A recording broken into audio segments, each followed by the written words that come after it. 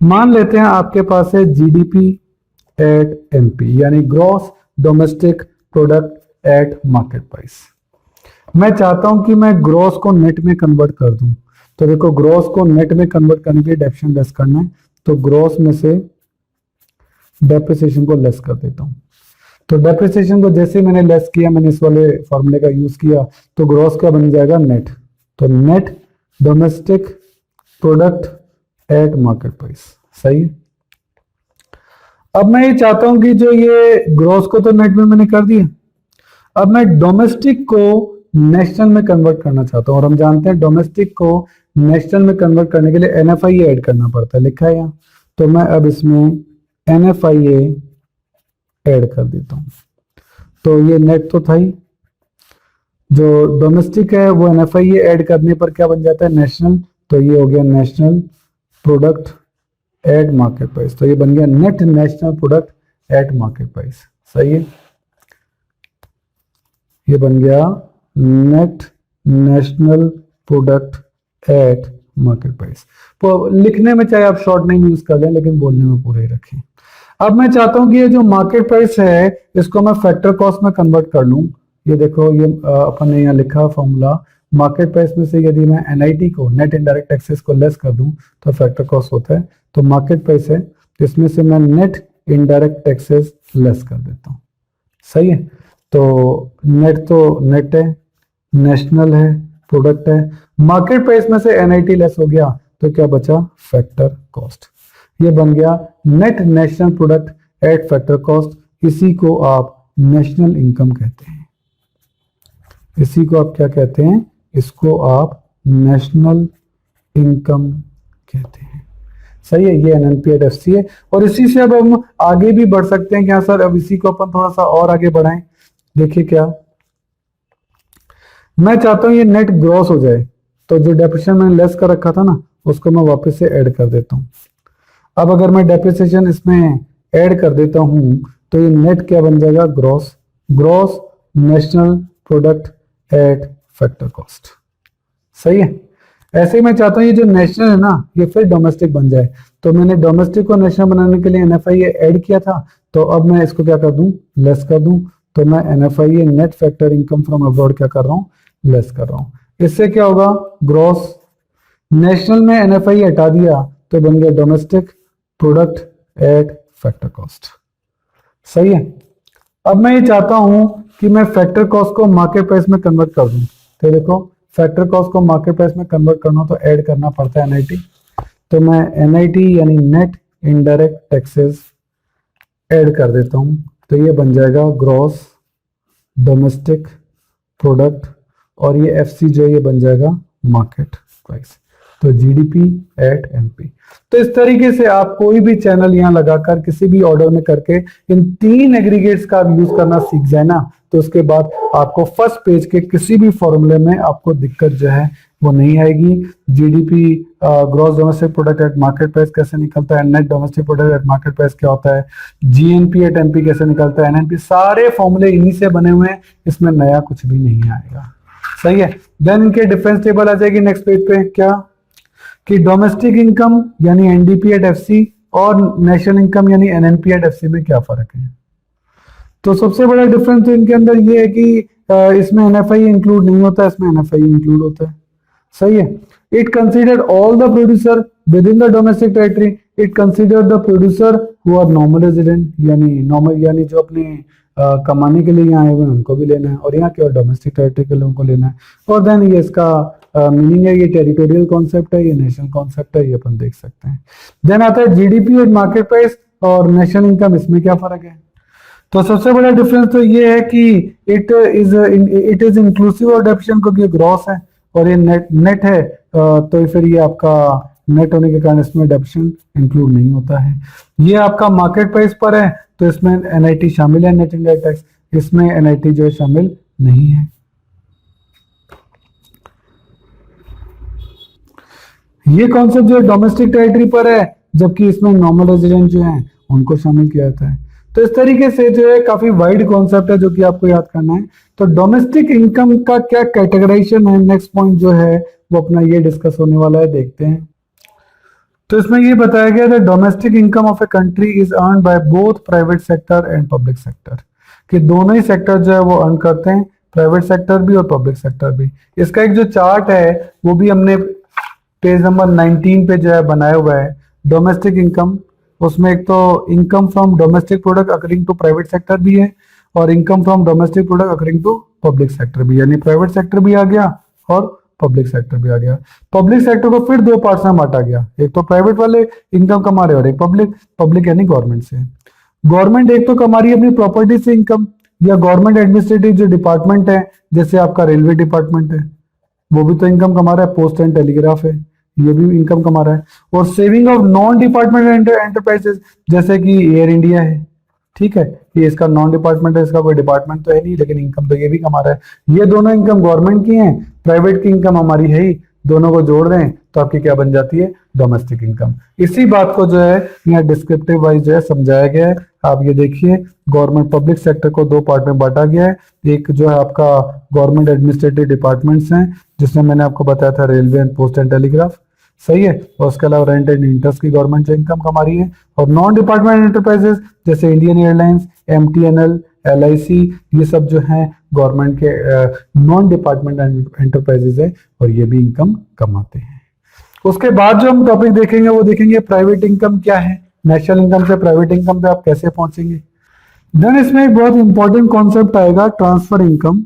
Transfer income क्या है कि ये वन साइडेड होते हैं। वन साइडेड यानी जिसमें जो बेनिफिशियरी होता है वो वन साइडेड होता है, दूसरे साइड वाला तो देने वाला ही होता है, उसको बदले में कुछ मिलता नहीं है।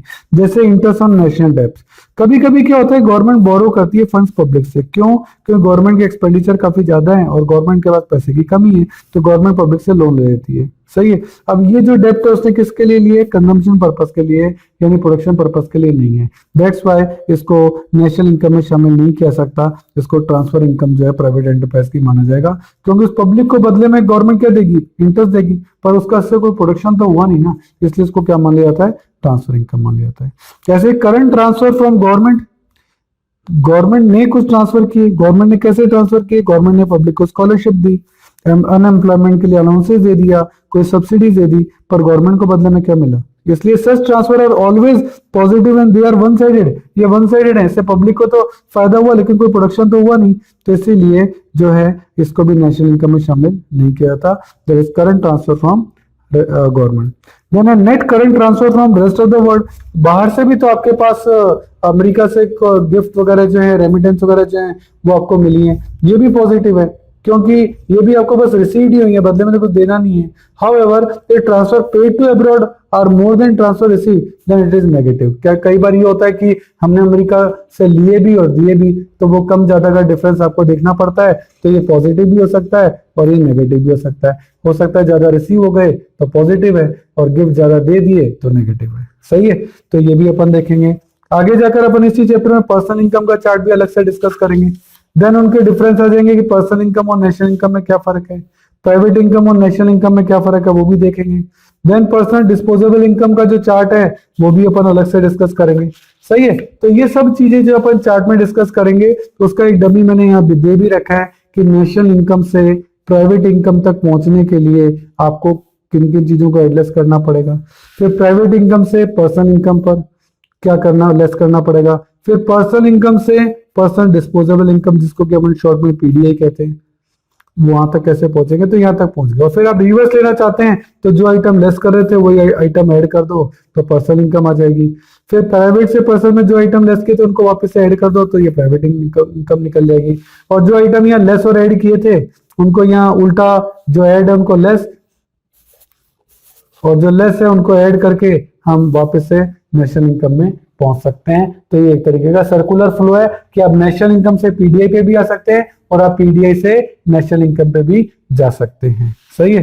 फिर आपके वही आएंगे कि डेप्रिसिएशन क्या काम आता है, ग्रॉस से नेट, एनआईटी क्या काम आता है, फैक्टर कॉस्ट, मार्केट प्राइस, और एनएफआई क्या काम आता है, डोमेस्टिक और नेशनल, उसका भी अपन देखेंगे, सही है। तो ये पूरा चार्ट जो मैंने आपको चैप्टर के शुरू में समझाया था पूरा जो है मैंने चार्ट आपको यहाँ दे भी रखा है, तो आप इसकी प्रैक्टिस भी यहाँ कर सकते हैं। देन पेज नंबर 19 पे डोमेस्टिक इनकम वो तो अपन ने देख ली थी, प्राइवेट और पब्लिक दोनों हो सकती है। देन यहाँ है एक प्राइवेट इनकम के लिए भी चार्ट दे रखा है। प्राइवेट इनकम में क्या आता है, प्राइवेट इनकम में एक तो आता है फैक्टर इनकम और एक आता है ट्रांसफर इनकम। एक तो फैक्टर्स के थ्रू प्राइवेट सेक्टर ने कमाई और एक उनको गवर्नमेंट से स्कॉलरशिप वगैरह मिली। ये अर्नड है और ये रिसीव्ड कॉन्सेप्ट पे चलती है, यानी ये कैश कॉन्सेप्ट पे चलती है और ये एक्रूअल कॉन्सेप्ट पे चलती है। ये विद इन डोमेस्टिक टेरिटरी भी हो सकती है और या from rest of the world भी हो सकती है। ये भी विद इन डोमेस्टिक टेरिटरी भी हो सकती है और from rest of the world भी हो सकती है। सही है। तो ये सभी इनकम जो है वो कमाते हैं, उसी से प्राइवेट इनकम बनती है। तो डोमेस्टिक टेरिटरी में कैसे होती है? Income from domestic product accruing to private sector को जो इनकम हुई plus net factor income from abroad इनको मिली। फैक्टर से, ये दोनों फैक्टर से इनकम है, ठीक है, ये भी। देन है transfer income, interest on national debt मिला, करंट ट्रांसफर फ्रॉम गवर्नमेंट से मिले और then current transfer from rest of the world से मिले। प्राइवेट सेक्टर ने ये सभी इनकम्स कमाई हैं, इसीलिए ये प्राइवेट इनकम कहलाती है। सही है। प्राइवेट इनकम को, प्राइवेट जनों को फैक्टर से भी इनकम हुई और उनको net factor income from abroad भी हुई। सही है। और इसके अलावा ट्रांसफर गवर्नमेंट से भी मिले और रेस्ट ऑफ द वर्ल्ड से भी मिले। तो ये सभी चारों चीजें प्राइवेट को मिली हैं, तो ये क्या कहलाती है? Private income. अगर आपको मेरे वीडियोस पसंद आ रहे हैं तो देखिए एक लाइक, शेयर और सब्सक्राइब तो बनता है, तो मेरी खुशी के लिए एक लाइक तो कर दीजिए। देखिए आपका टाइम बड़ा कीमती है, तो यदि नोट्स लिखने में आप अपना टाइम बचाना चाहते हैं और वर्कशीट भी गेट करना चाहते हैं तो इन सभी की पीडीएफ का लिंक नीचे डिस्क्रिप्शन में गिवन है, आप वहां जाके देख सकते हैं। देखिए स्टूडेंट, जितने भी वीडियो हमने बनाए हैं उनके जितने भी क्वेश्चन मैं वीडियोस में करा रहा हूं उनका लिंक आपको डिस्क्रिप्शन में दे रखा है। आप वहां से उस लिंक को डाउनलोड कर सकते हैं, उसका प्रिंट आउट निकाल सकते हैं। उसके बाद वो क्वेश्चन पेपर आप अपने सामने रखिए और देन आप वीडियो देखिए। उससे आपको फायदा ये होगा कि क्वेश्चन आपके सामने रहेगा। तो ये चीज़ जरूर से कर लेनी है। और मैं आपको एक बार स्पेशल बताना चाहता हूँ कि ये जो वीडियो है ये तो ट्रेलर है।